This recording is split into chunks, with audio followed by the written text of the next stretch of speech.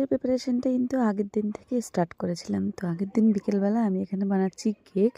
মোটামুটি 2টো cake bake করেছিলাম। আর রাত্রেবেলার ডিনারে ছিল হচ্ছে আলু পরাঠা আর চিকেন। আর ভাই যেহেতু মোটামুটি 10টা-11টায় ডিনার করে, আর বাড়িতে আসলে একটু আগেই ডিনার করা হয়ে যায়, ওই জন্য ওর কিন্তু খিদে পেয়েছে, তো নিজে নিজেই পাস্তা বানিয়ে খাচ্ছে। আর সকালবেলা ছিল চা আর পরাঠা, আর ছিল ওটাকে কি বলবো, প্যাটিস। আর দুপুরের লাঞ্চে ছিল একটা নিরামিষ সবজি, ডাল, বাঁধাকপির ঘন্ট আর হচ্ছে পাঁপড় ভাজা। তো আজকে হচ্ছে 1 জানুয়ারি, আমি আর ভাই বেরিয়ে পড়েছি বাড়ি থেকে। এখন আমরা যাবো একটু ঘুরতে, বইমেলা দিয়ে ঘুরে তারপর যাবো ওই বাড়িতে। ওই বাড়িতে পিকনিক আছে রাত্রেবেলা।